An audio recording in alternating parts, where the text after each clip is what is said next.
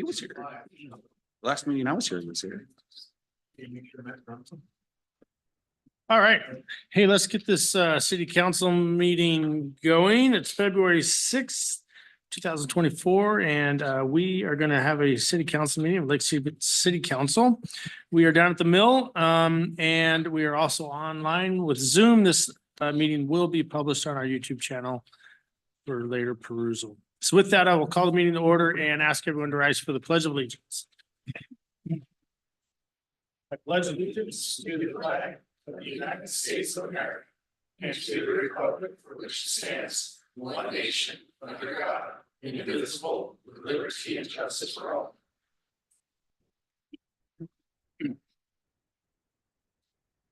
All right, clerk, can we get a roll call? Yes.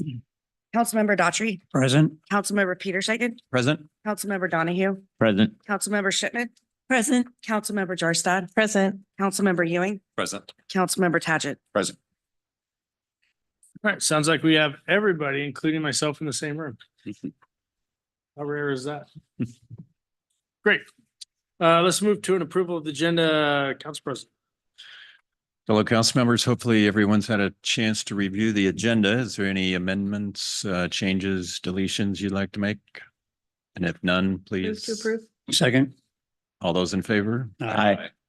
You have an agenda. Excellent. And let's move to citizens' comments. Do we have anyone who wishes to provide citizens' comments tonight? Anybody Nope. online? No green sheets.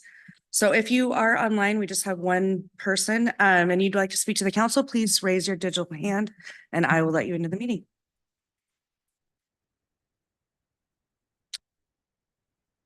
None? And no green sheets tonight? No green sheets. Okay, great. Yep. Let's move forward then to council business, Council President. Why don't we start with Councilmember Daughtry? Okay, lots happening. Let's go to the CT world. We had a meeting at Community Transit to reconstitute the board. That happens every 4 years. And by the time we were done, everybody that was on the board remained on the board, but large cities, because we moved into large cities, basically got an extra seat. So that was the biggest item of contention. And with that, moving of the seat to the large city category, maintained myself on the board. Then we broke for the caucuses of all the 3 different categories. And like I said, we all came out the same as we were. So that might change it in 2 years when we do it again, but the reconstitution of the board only happens every 4 years. So that was that. PSRC, Transportation Policy Board, talking about the federal funds that are coming out for cities to use, cities and counties to use from federal funds coming through PSRC, which are different than some of the other ones that we can receive through grants directly. There has already been, the list has been done and approved. There wasn't anything in Lake Stevens that was approved on that list. I don't think we even asked for anything through the FHWA. I'm not sure, but I didn't see anything. So there wasn't anything on there for us. There is some for Marysville and Sultan, Arlington, Everett, those kinds. So that's one of those things that we might want to check into. I will say that it's getting harder and harder to get to be competitive in those. And the reason is that they've added some rules. Most of them are around equity and climate change.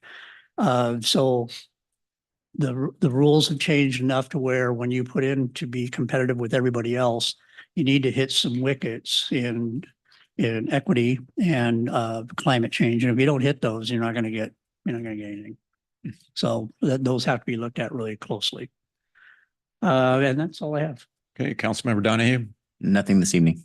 Councilmember Shipman, I attended the school board meeting on the 24th of January, and it was at Hillcrest. So we got a tour of Hillcrest Elementary School. Just to give you a general idea, they've got 778 students in that one elementary school and 88 staff. So it is our largest elementary school. And so that was interesting. They have a lot of really good things going on.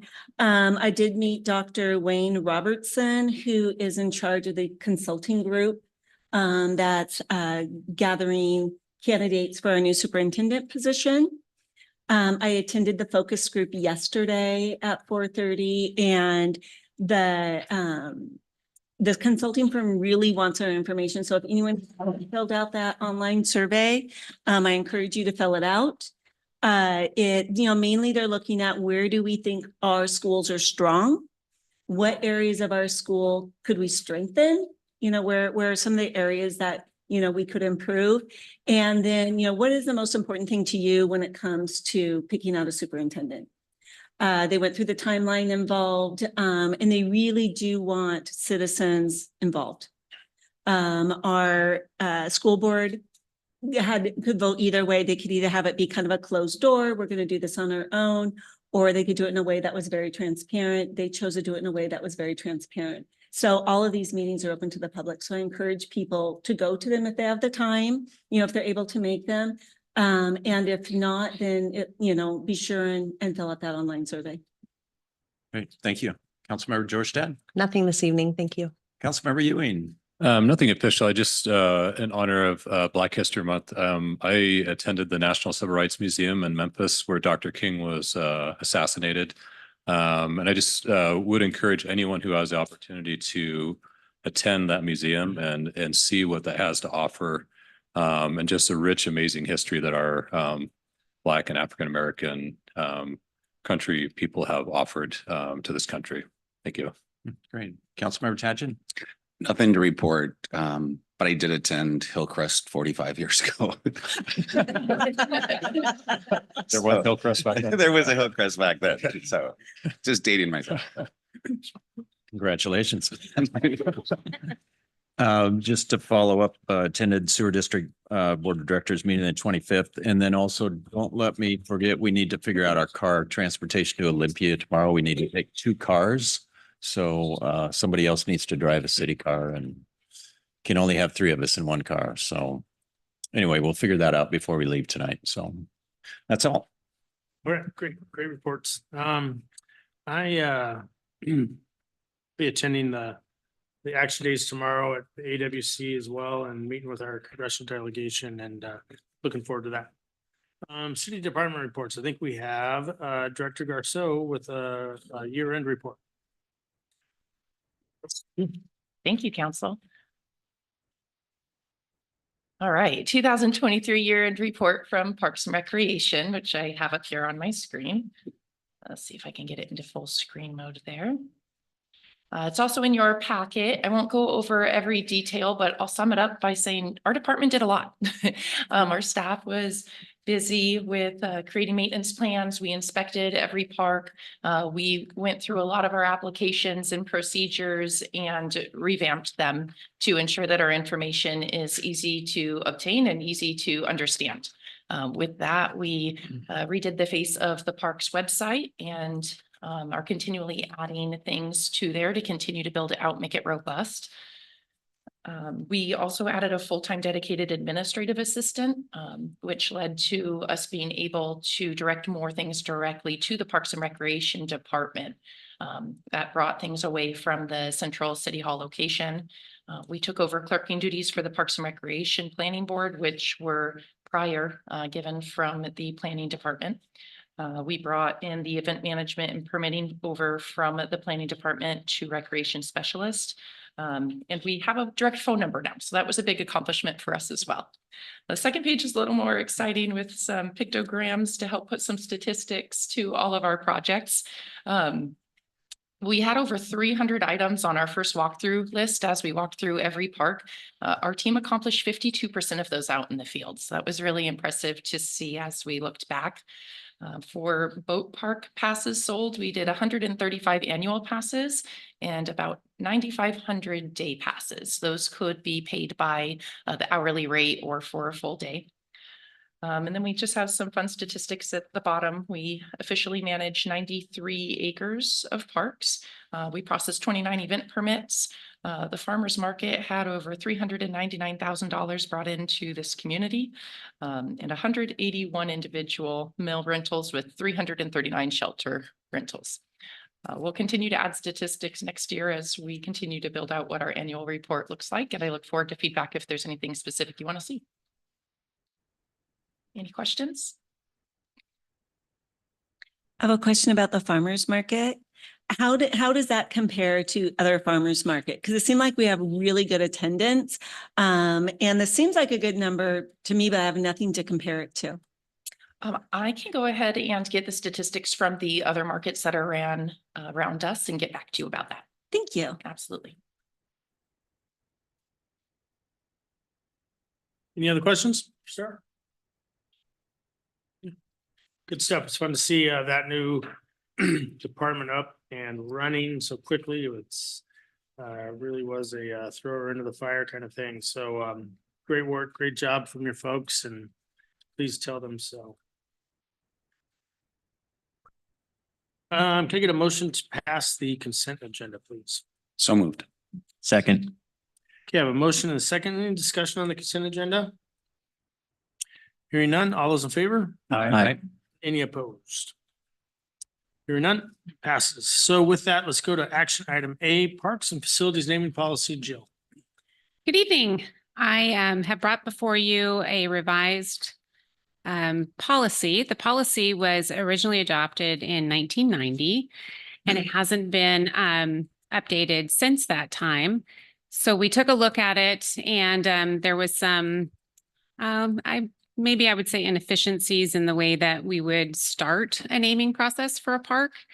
So we also need to update the terminology and kind of modernize the language on it. But one of the biggest changes is that before, the city council would have to initiate the process of park naming. And then from that, they would remand it to the park board, and the park board would hold the public hearing. And then we would gather all of the responses after we solicited to the public and present those to the park board. And then the park board would come up with their recommendation, and then it would go back to city council for adoption. So the change in that process is just to streamline it a bit. Staff knows when a new park is coming on. And so as the staff looks at it to say, okay, this is coming and this is the timing that we're looking at to make sure that it's adopted in time, we would start that process. It still has council approval at the end of it. It would just be cutting out one of the steps of bringing it to council to say, do you believe it's timely to move forward with this? So if staff determined that it would be able to be initiated, then we would start the process for public outreach. And we give the public 14 days to respond with any of their suggestions for names. And then we bring that process to the park board. The park board would still give their recommendation to city council, and city council would still have the authority to adopt and to name a facility. The other change in that is to allow the staff to initiate it. During that process, there was, under the original policy, there was no flexibility for the staff to just say, we need to start to name this, so as it's coming on board. And then there's just some language updates through it. The code, or the proposed policy, is attached in red line form. And I'm happy to answer any questions or clarify anything.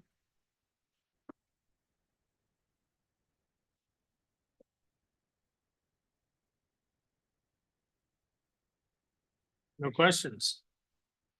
All right. By group tonight. So I think we need an action item on that. So I'll move to approve the Parks and Facilities Naming Policy. I'll second it.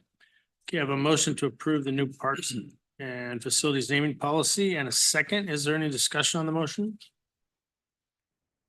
Hearing none, all those in favor? Aye. Any opposed? All right, Jill, you have a new naming policy. Thank you.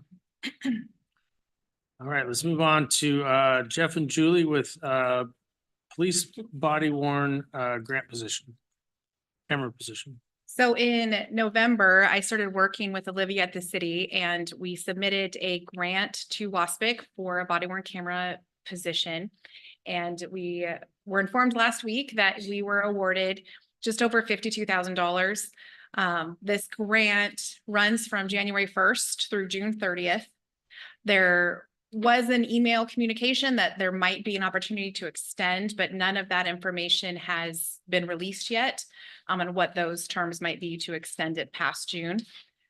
So as of right now, we have this grant. It's very, very exciting. I believe in our history at the department, we've never actually gotten grants for positions. So it's really exciting for us, given the need that we have. So as of a couple hours ago, the city had 63 open public disclosure requests. 50 of those were with the police department. 15 of those requests have body worn camera video included in them. And I know that doesn't really seem like a big number, but when our monthly average is 18 and 6 days into the month, we're at 15, you can see where those numbers are growing. We are at an all-time high with the number of requests that we're processing a month. And it doesn't really seem to be slowing down, especially now that we are getting closer to having our officer positions filled. So that directly affects the number of video we're bringing in, other digital media, as well as the public disclosure requests that we're going to get. When we came to council last year, I believe, with our fee schedule for body worn camera, we gave you guys our breakdown that it takes 2 to 4 minutes per minute of video. Each request we get typically has 4 to 5 videos involved, ranging anywhere from 12 minutes to 90 minutes. And so we're spending on average anywhere from 2 to 6 hours processing these, which is actually shorter than a lot of cities around us. A lot of agencies have adopted Seattle's method, which encompasses like a 10-minute gap and things like that. And so ours is much shorter. So we currently need this extra position. We have a lot of video that we're processing, and we're drowning essentially. It's not all doom and gloom though. We've been implementing some really great things. We've been working with surrounding agencies, and just last week completed building out a spreadsheet that will allow us to give fee estimates to requesters, like based on legitimate data that we're able to pull from the system. And so the information and the estimates that we're giving are much more accurate and will hold up a whole lot better in court. And this also will allow us to request 10% deposits, which is allowed by the RCW. So we're trying to implement some additional strategies that will help us control the number of requests or videos that we do ultimately have to process, which is really great news. Some issues moving forward that we're running into are our retention categories. There's some new state law that have affected retention on video that has certain types of interrogations on it that we now have to keep indefinitely. And so we're going to have to fold that in, and how we are going to basically take a 90-minute video and determine where in here is this special interrogation. And so there's going to be some processes that we're going to have to look at and improve as we move forward with the program. So that is, it's kind of a breakdown of where we're at. So we're at a point now where we are requesting council to authorize the acceptance of the grant and authorize the mayor to sign the contract for the grant agreement.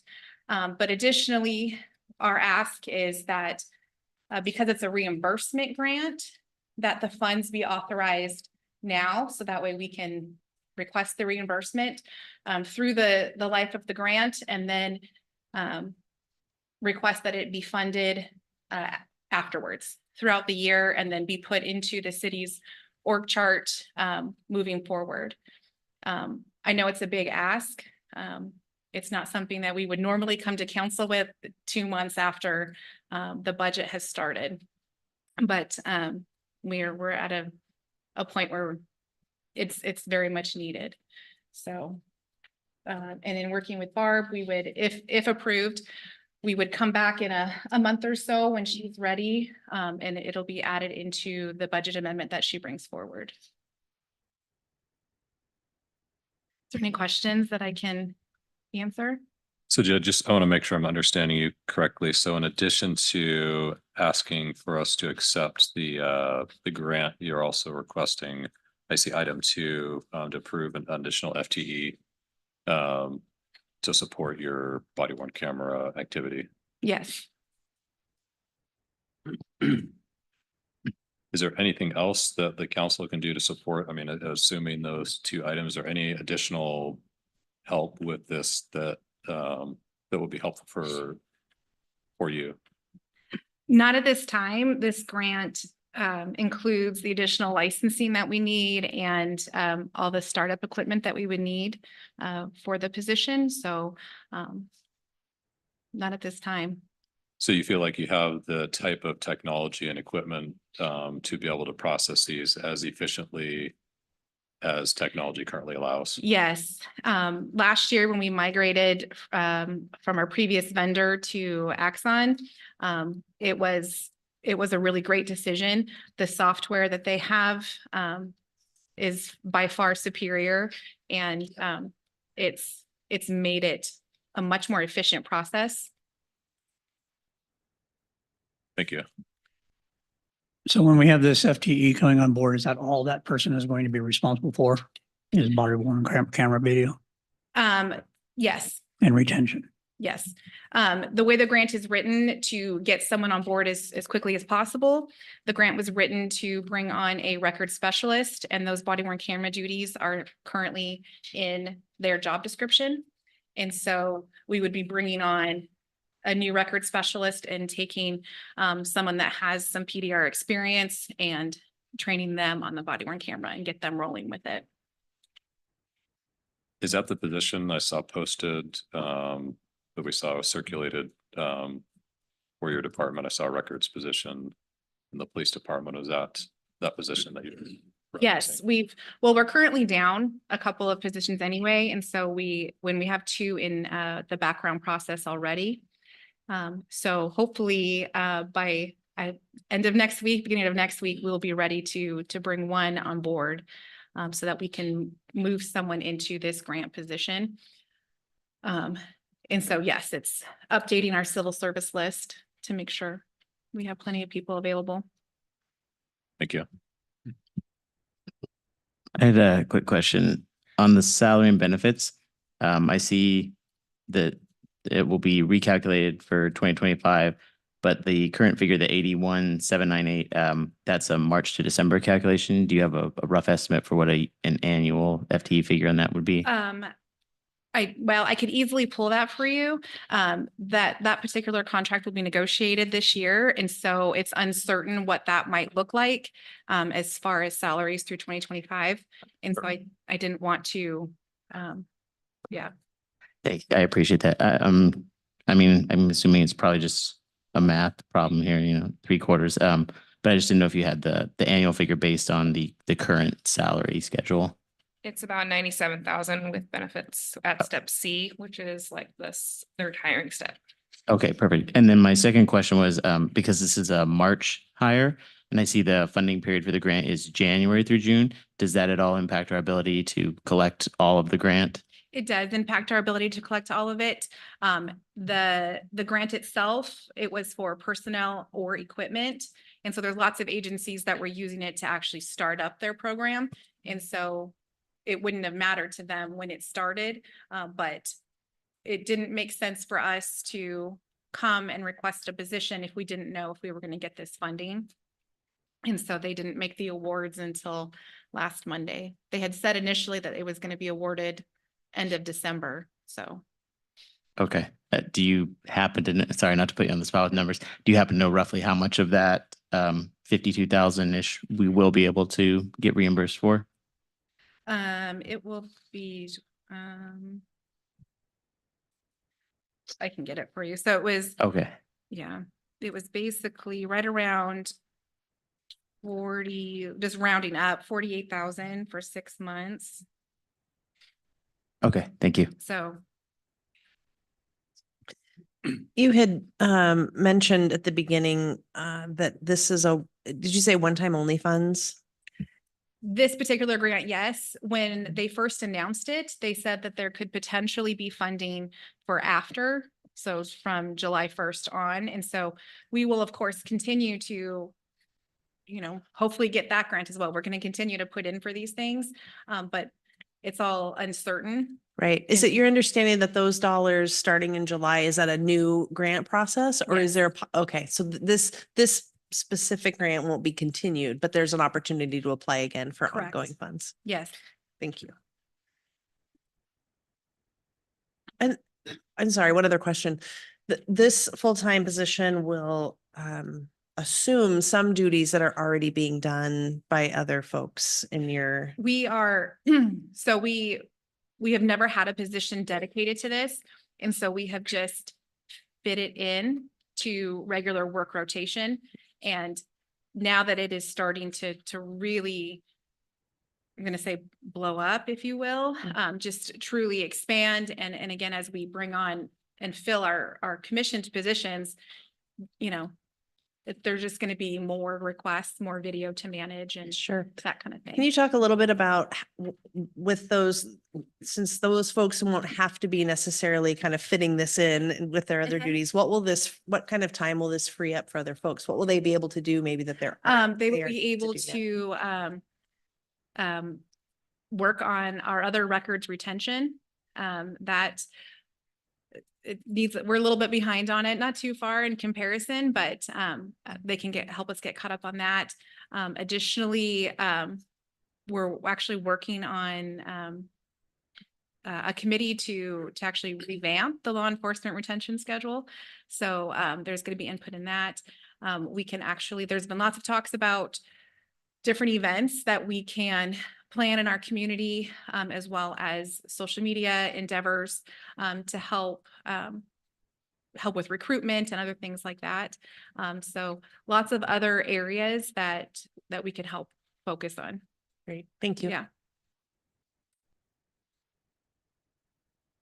Julie, just to be clear on the salary calculations for the impact of the city for March through December 24th, the impact of the city dollars out will be about $33,000. Is that correct?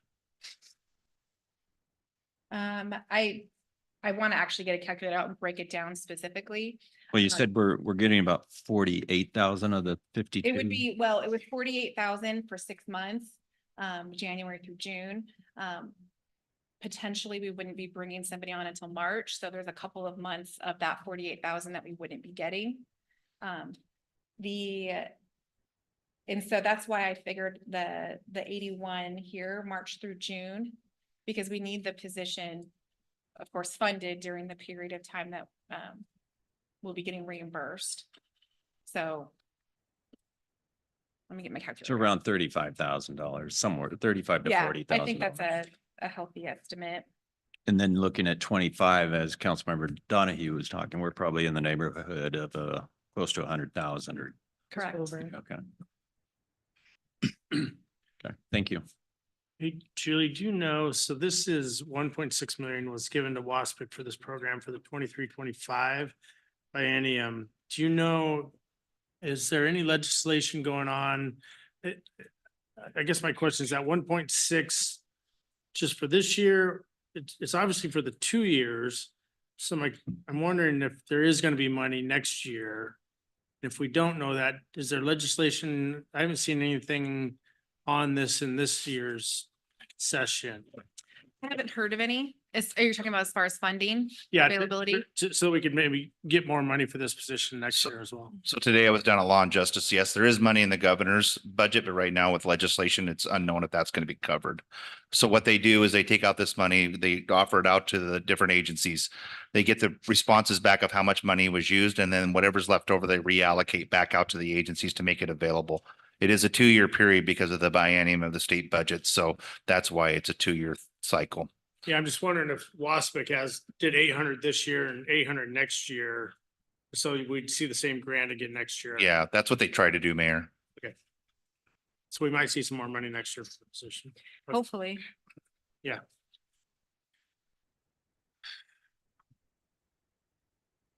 I have a question for the chief. Yes. We have a couple of asks, both formal and informal, kind of in the works right now. We talked when we were doing budget work last October about the need for more deputies. But the inability to hire those deputies just because there aren't folks applying for those jobs. And so we had some kind of placeholders that we took away, but we talked about we would look at funding those should there be people that are interested in those positions. We've talked about the Fox safety cameras. If this is approved, and because of the overall budget, that makes it more difficult to approve other asks from your department. Is this a priority? Is this Yes. something that?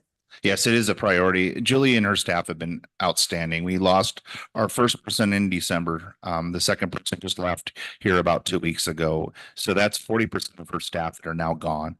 And the number of requests are just dramatically going up, and it's getting to the point where we're just cutting back on duties because we can't keep up with it. Our office staff is working hard. Our one employee that's been here for the longest is training the brand new employees that have only been there for probably more than a year. One has only been there for what, about 6 months, maybe. So there's a lot going on in that records unit, and this is a priority for us. Hopefully next week that we have on Monday, I have a new officer coming in the door. He probably won't be able to go to the academy until August. So we're looking at these other officers coming in the door trying to help offset some of this, but they just don't have the training and experience that the record staff does. And it takes a lot to be able to train somebody to do this job. And that's why it's so important to us. Thank you so much. Yep.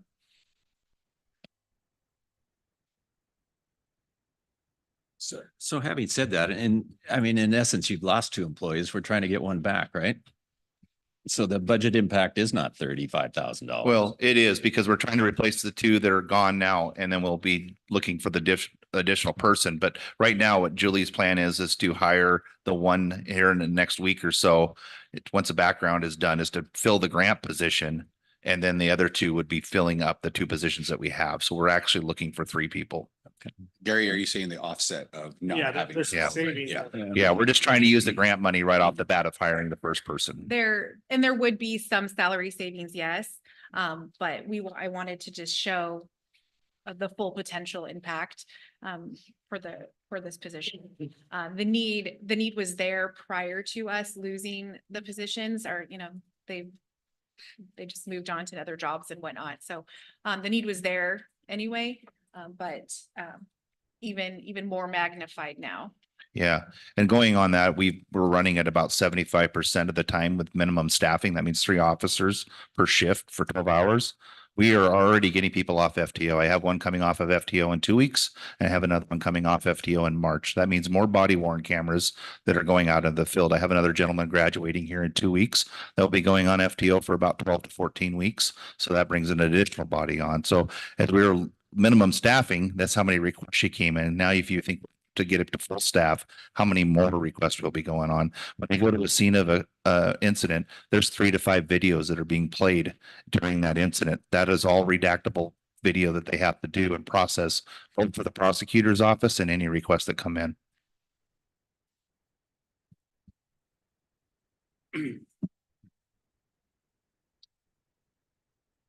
Any action from council on this? Yeah, I'm going to move to request the council accept the WASPIC BWC grant, authorize the mayor to sign the grant agreement, which outlines fund allocations. I'll second that motion. Okay, so I have a motion to accept the grant award and authorize the mayor to sign that grant award. Is there any discussion on that motion? Just want to be clear, are we doing each one of these requests? 2 separate. Yeah, we'll do 2 separates, yeah. Okay. Any discussion? Hearing none, all those in favor? Aye. And any opposed? Okay, and then is there a? I move to approve the budget funds for full-time employee allocated to police records. Second. Okay, a motion to approve the budget funds for the full-time employee allocated to the police records. And a second, any discussion on that motion? And that's what the notion that we are going to have a formal budget amendment coming out in the end of March. Okay. Hearing no further discussion, all those in favor? Aye. Aye. Any opposed? Okay, motion passes. Thank you.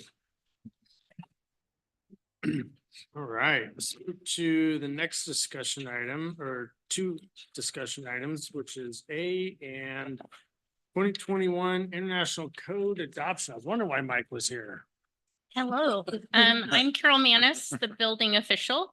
I want to give you a little background. So every 3 years, we should be coming to the city council for code discussion and adoption. It includes the international building codes and fire codes. I'm going to invite a few people up to explain the changes here in just a second. I want to explain a little bit. Usually this should be coming in early March for adoption and implementation in July. We purposely waited because the State Building Code Council put a delay on it twice. We delayed it from July to October and then to March 15th. Which is why we're coming to see you now, because we were waiting to get as close to code implementation as possible before bringing to you the changes. So I'm going to invite Caleb, our building inspector, to go to the podium, Tyler, our plans examiner, Mike Messer, and Jason to come to the podium, and they're going to talk about the specific codes. Caleb is going to talk to you about the International Residential Code. Yeah, good evening. So the significant changes to the International Residential Code and the Washington State Energy Code in regards to residential. Some of the major ones that will be noticed by most people, just from a high level. Our emergency escape and rescue openings are now going to be required to open directly onto a public way or to a yard or court, which provides an unobstructed path with a minimum width of 36 inches to the public way. So essentially that means you can leave the building through a window or something and you have to be able to access the public way, which has not been a requirement up to this point without any obstruction. So you're no longer allowed to add heat pumps or mechanical equipment on the sides to block that off. Gates are excluded from that. Another one is that all new constructed dwelling units will with attached private garages or carports are going to be required to have a minimum of one dedicated circuit for electrical vehicle charging. The circuit is required to be terminated at a junction box, receptacle, or electric vehicle charging equipment. This is to get electrical car charging in each house. Some energy code stuff is the residential code has added changes to the energy credit worksheet to encourage the use of electrical energy sources in heating and cooling. The energy code has also added an increase in the minimum insulation requirements in attics, walls, and floors just to make our homes more efficient. And then our department has specifically made changes at the City of Lake Stevens to the administrative section of the code regarding work that's exempt from permit. What we would like to add to the code is like-for-like window replacements and like-for-like roof replacements will no longer require permits or inspections as long as no other structural changes are made to the structure. So with that, I will pass it on to Tyler to discuss the commercial. I got a question about the last statement, please. So if we're doing like-for-like roof replacements, it doesn't matter how many squares? Correct, yes. It's That's just- our proposal is to change like for like roofing for not changing the size or the design. So if you were going from shake to asphalt shingles, we would still require a permit to change the skip sheathing. The cutoff before was. Right you now had to it's have a permit required. if you had a roof that was over 10 squares. No, right now it's required a permit no matter what. And a lot of people are not getting those permits and we catch roofers in the middle of their project and they're surprised usually. And a lot of times there's not a lot of inspection for us to do because it's a pretty fast interaction. We do about an average of anywhere from 5 to 8 of them a year. And usually they're mostly a surprise that we catch in code enforcement for the re-roofing permits. So I've got a question. Did the Master Builders Association review this? The Master Builder Association, I didn't submit my changes to them to change the 2 exemptions for permits because most jurisdictions, we meet with the Building Officials Association, the 7 local building officials, and none of the other building officials are requiring those two permits. So we're just trying to line up with the other seven local building departments with those two changes. The State Building Code Council does all of the general meetings with the master builders and the Open Meeting Act for the general changes they do. Hey, Caleb, just good to see you. I know I can't change the building code, unfortunately, but I was just curious, has there been any kind of published cost analysis as to what the increase in cost is going to be on a typical single family home to implement these new requirements? Are you specifically talking about the energy code? Or are you which sections? How about everything? How about everything? So I've been attending a lot of the State Building Code Council and WABO meetings to try to keep up on the new changes to this code cycle. So there has been several analyses done about the energy code changes that are coming at us on a residential house. There's varied opinions. There's lots of opinions about how much that's going to cost for changes for the International Residential Code. I've heard in those meetings anywhere from $5,000 to $10,000 difference in the energy code requirements. Right, great. Thank you. That's why I was curious if Master Builder had seen this, because they'll probably. They've been involved in the negotiations with the State Building Code Council. Yeah. So that was part of the delay that took place. Yeah. Because BIAW, I think, filed a lawsuit against them. So the only thing that we're changing is we're actually reducing requirements in the city of Lake Stevens for the non-re-roofing and the non-window change. Everything else from the residential code is coming from the State Building Code Council, and we're required to adopt it. one other quick question. When you talk about the access to a public way, what does that mean? Driveway, sidewalk? So that would be to the sidewalk or street. Yeah. And so that could be any hard surface or just an accessible 36-inch pathway? Acceptable 36-inch pathway unobstructed to a public space. Okay. Thank you.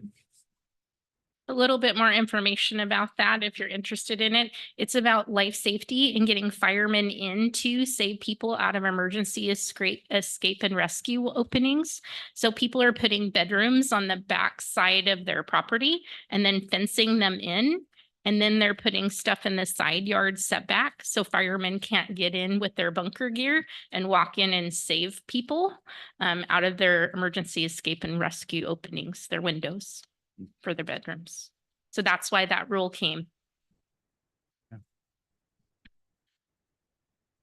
Okay, Tyler, commercial. Well, good evening. I'm Tyler Farmer, the building plans examiner. I'm going to go over some of the commercial provisions that are going to be significantly changing in the 21 codes. I know it doesn't, it's come up a few times in the past and it might be interesting in the future, but there has been some code sections that have been added regarding intermodal shipping containers being used as buildings or structures. I know that may go against what, some of our requirements in the municipal code, but it is something interesting. We have run into it a few times, but yeah. One item that hasn't really come up, but the IBC has now identified puzzle rooms as regulated as special amusement areas in compliance with section 411, which is pretty interesting. In the commercial energy code, they continue to discourage the use of electric resistance wall heaters and encourage the use of heat pumps. They're also increasing the effectiveness of energy recovery ventilation systems in relation to DOAS, the DOAS requirements for commercial spaces. There is also interest with the solar ready zone. That was a requirement in the 18 codes for anything that's 20 stories or less above grade. Now that's being changed to just energy generation for buildings that are in excess of 10,000 square feet are now required to have renewable energy services on site.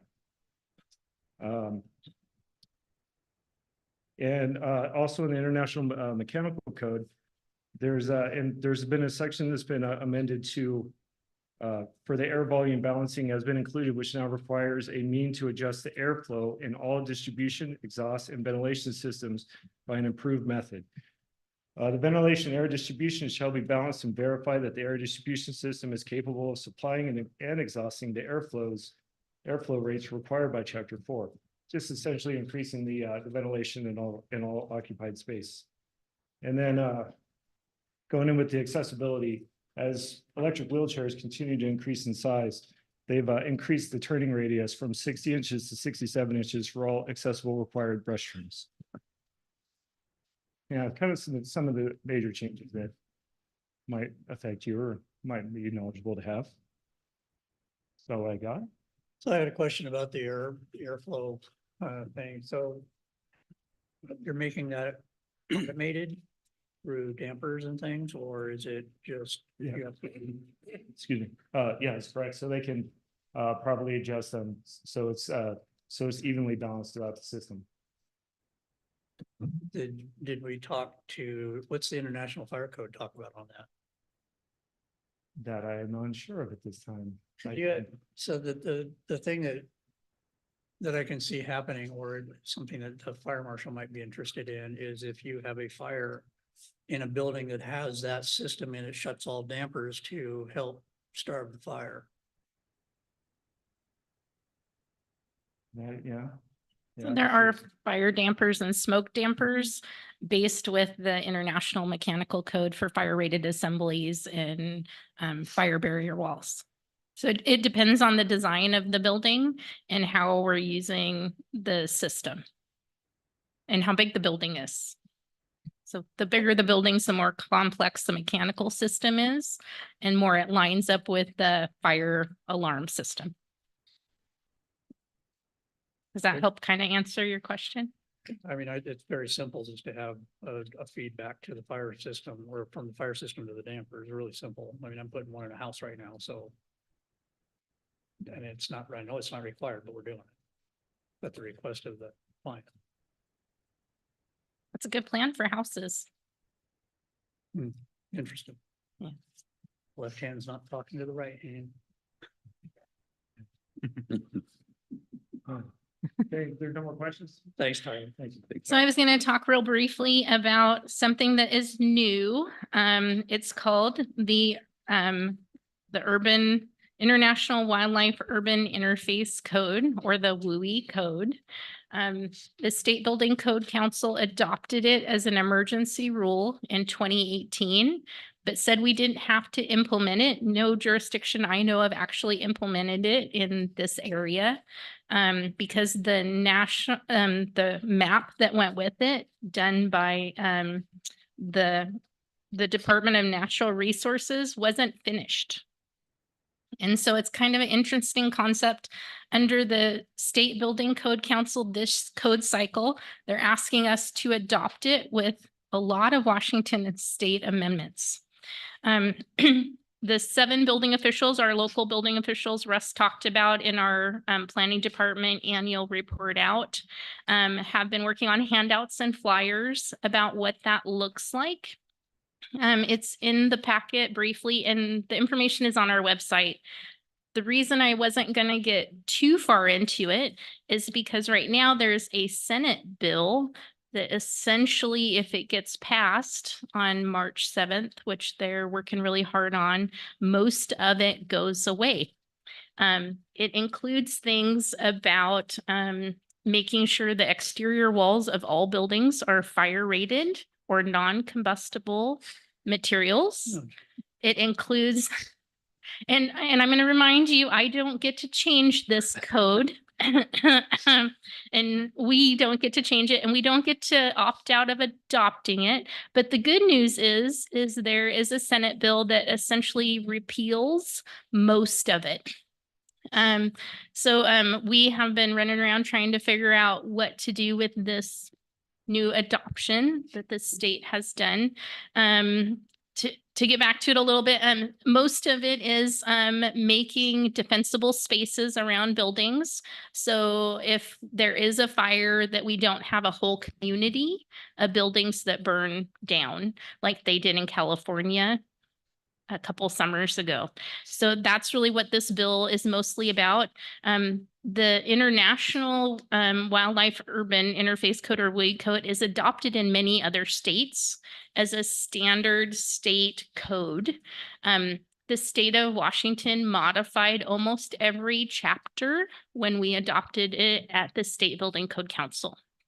It includes things that you will probably hear about if it passes the way the State Building Code Council is recommending it passes, which includes decks to be considered heavy timber or non-combustible or fire retardant treated wood, which is one of the big things.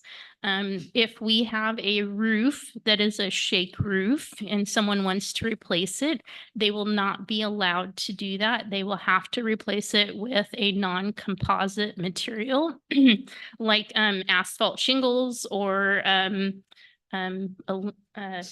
steel roofing or some other type of material. It won't be allowed to be just regular cedar shakes anymore.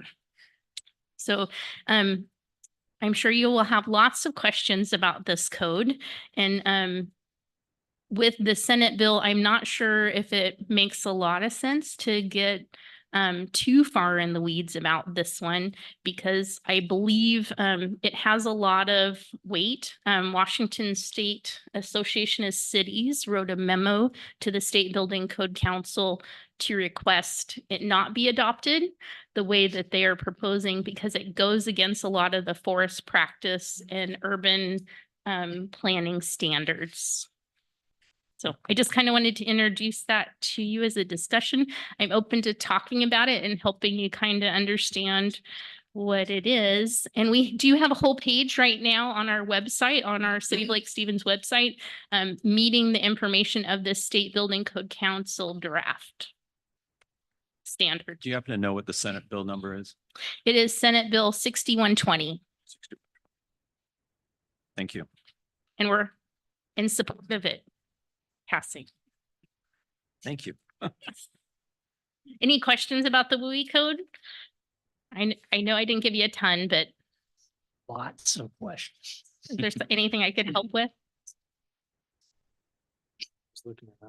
I guess just a couple of things from me. I'm fully supportive of the city's changes of the roofing and windows changes. So thank you for doing that. I think that's a good move.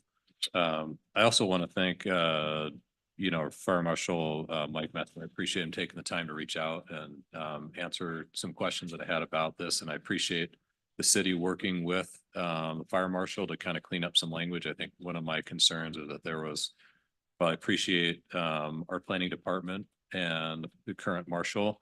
We don't always have people with balanced views that try and interpret code appropriately, I guess in a less draconian manner. And so it looks like from what I've seen that there's some cleanup of the language to kind of make things a little easier to understand.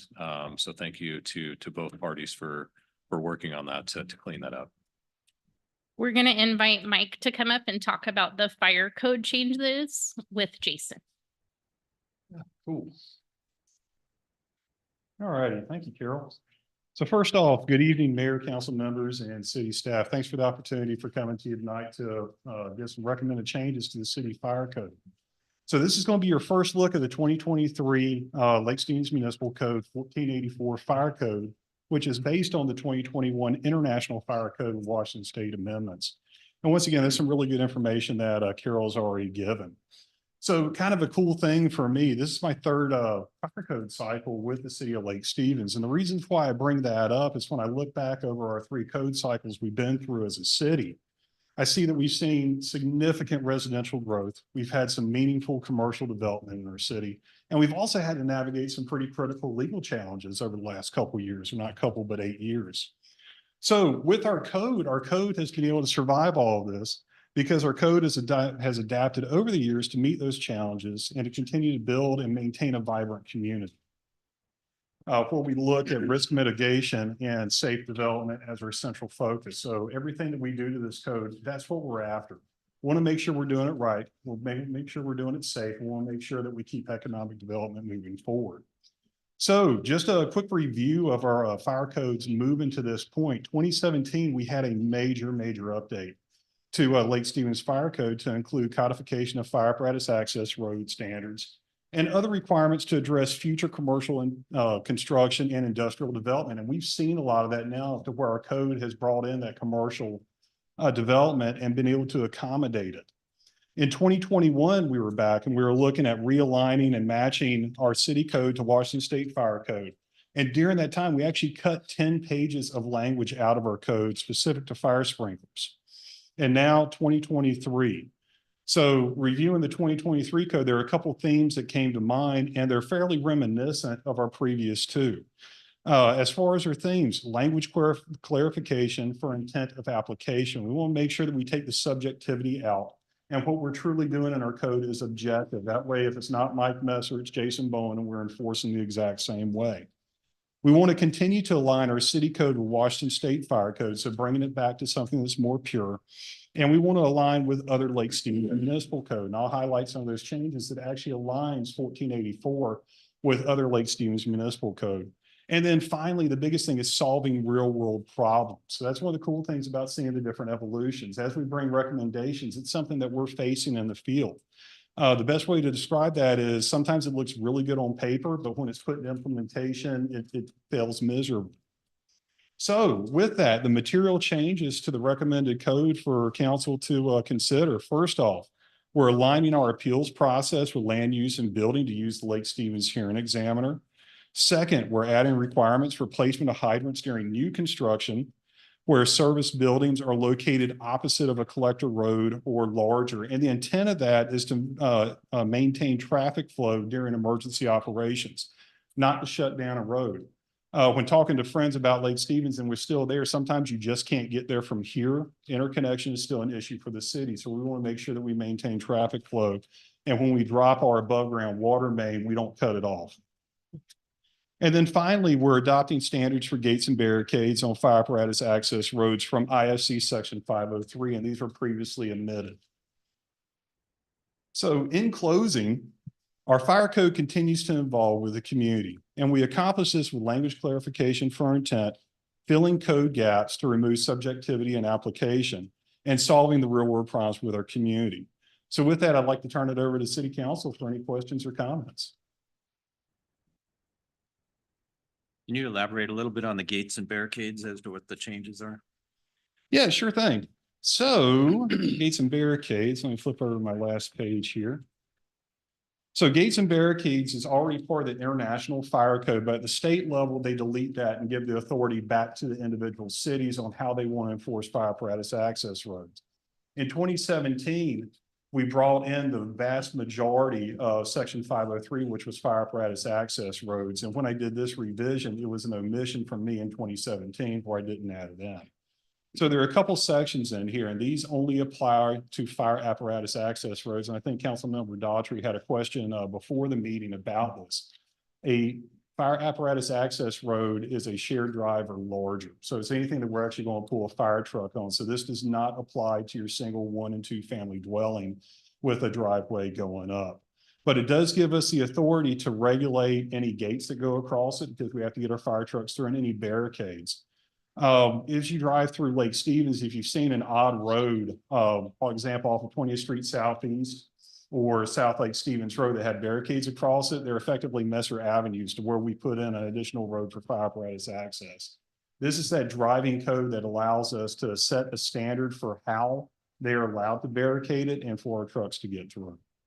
Okay, great. Yeah.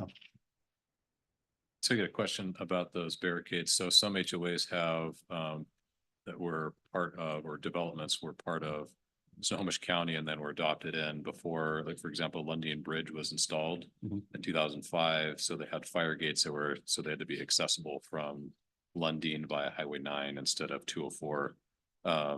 So I know at least one neighborhood deactivated one. Those required the marshal to personally inspect that. So is there a current process for that? Because I know at least one neighborhood still has the gate, to my knowledge, has never even ever opened in forever. Is there a process for either A, permanently disabling that or B, just removing it entirely and allowing traffic to flow through there? Yeah, so the process would start with the fire marshal's office, any type of email, the request for us to go and see if we need the gate or barricade. Typically with our development, I hope I answered the question correctly. Typically with development, the barricades are actually at the request of the community and not the fire marshal's office. So if they want to open it up, the fire marshal and the planning group, Public Works would be the ones to actually make that determination. Is that the question you're asking? I am, because there's previously, I know it's been a few years since that happened, but it went through the city and then it had to defer to the fire marshal to make that determination. So Yeah. I didn't know if that had changed based on what I'd seen here. Yeah, no, so our stance is free flow of traffic. That's good for the fire department. That's good for the police department. It's good for the community to have an interconnection. So the gates and barricades are truly something we put in at the request of the community. Okay. I also see the no parking fire lane. There's a couple things there. We had a recent neighborhood where no parking signs were put in. And it says here that the maintenance of those signs is a responsibility of the property owner.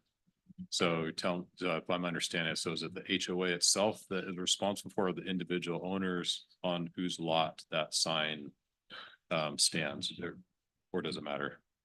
So the application for that has been in the commercial environment, and that's an ongoing conversation with Carol's group and Russ's group on exactly how does that enforcement look. When you look at the residential environments, there is no authority for the fire marshal to go in and do any type of annual inspection like we do for, your building or any of the other commercial development. So truly, when planning and fire marshal and everybody else signs off on those communities, it's done until something happens, we get a request. So as far as maintenance, historically, we have tried to turn maintenance back to the HOA, but I know that's all in discussion right now, and we're looking for a good solution for our community. Okay. Thank you.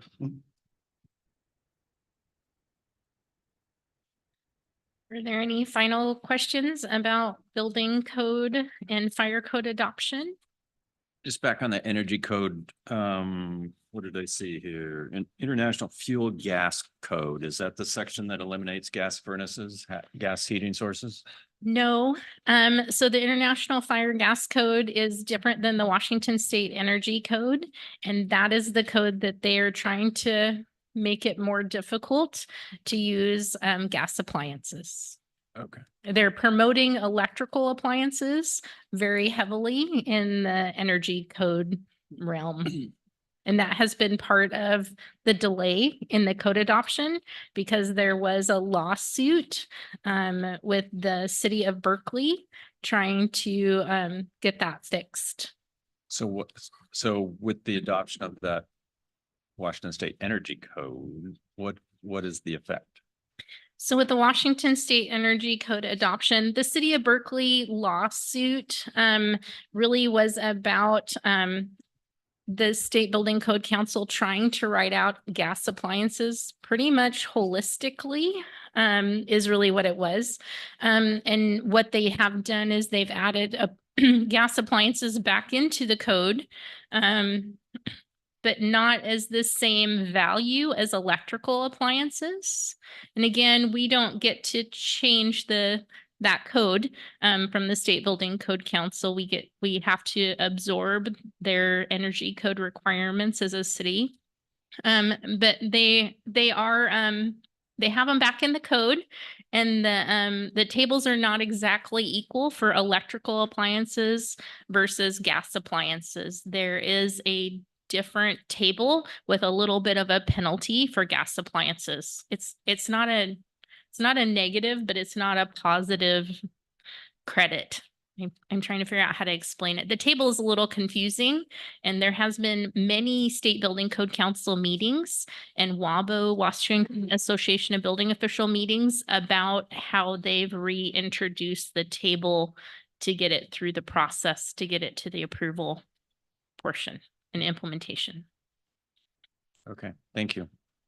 Sorry, it's not a real clear answer because No, they that's haven't done a real clear method. Trying to disincentivize the Yes. gas. Yes, Okay. that's what they're showing. So we hope to come back to the council in a few weeks with adoption. In that conversation, I hope to have more information about the Senate bill for the WUI code, or at least more clear expectations if that is gonna pass through or not. Thank you. I did have one other question about the no parking fire lane. It says traffic calming devices shall be prohibited unless approved by the fire marshal. And I notice I go through the city, it seems like there's neighbors or citizens that have put up their own devices in different neighborhoods. So if someone wanted to follow the proper process to do that, what would that look like? If they're in the public way, Correct. please submit a ticket to Public Works portal to. Is there a process for it? Because I remember discussions at some point where they said, hey, those were not looked upon favorably by the city as far as putting those in, and there's a process to do that, but Are you talking about the little green guy with the flag? I'm talking like the little things that you slow down traffic that you see that you have to slow down or you're speed bumps, essentially. If they're put in the public way, you would go through just that ticketing process we have. If they're private, in a private development. But if a citizen wanted one on a street somewhere and they want a traffic calming device, some do the little humps and some do we have a process Yes. in place for that? They could go through both my team, Public Works, to evaluate. Okay, thank you.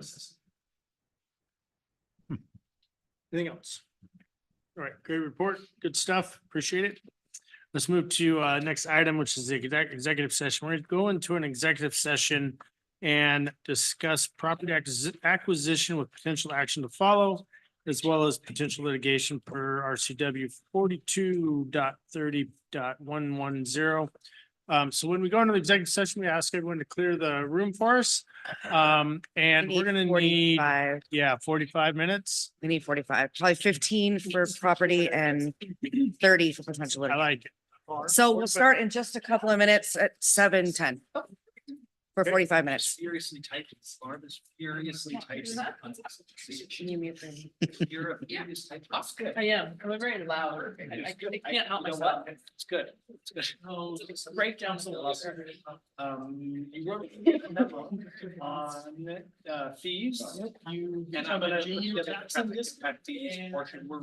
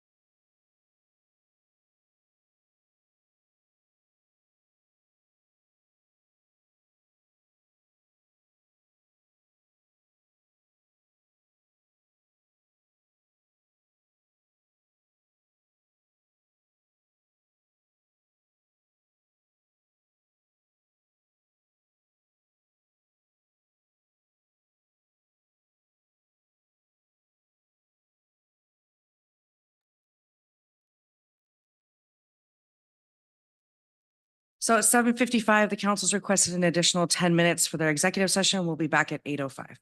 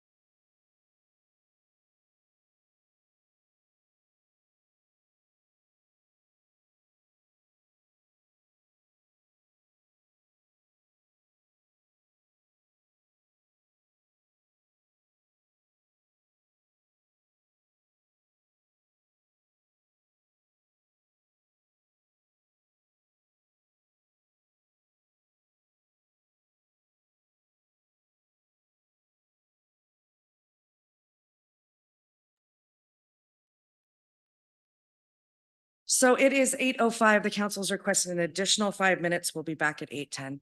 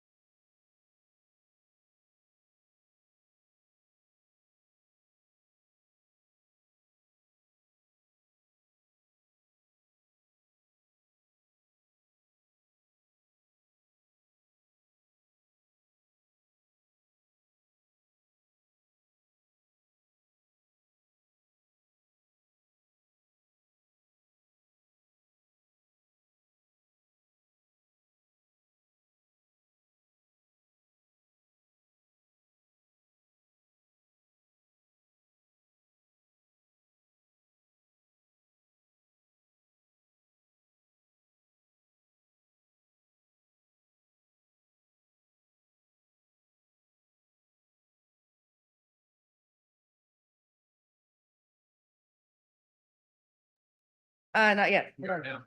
Oh, we're now back on. Check your microphones, make sure they're on. We're unmuted. Okay. All right, we are back from executive session. It is 8:10. Okay, we're back from executive session. Can I get a motion? Yes. We have some business to take care of. Business. May I proceed? I have a motion to authorize the mayor to sign the purchase sale agreement to purchase four parcels on Hartford Drive for $245,000. Second. You have a motion and a second. Is there any discussion on the motion? And just for some transparency on it, it's a piece of property that we're looking to purchase that will be part of a redirection, revitalization of the old creek bed and to decrease flooding in the city as well as increase fish flow capacity to the lake. So, all those in favor? Aye. Any opposed? All right, we have a motion passed. Can I get a motion to adjourn? Oh, wait, last thing. Do we have to figure out on the record driving? Just you can mention that, or can we do that? I was just going to do Okay. that afterwards. Okay. I mean, Move Move to adjourn. No, second. All those in Third. favor? Aye. Aye. And we're adjourned. So timeout. Wait, don't everybody leave. Wait. Angie.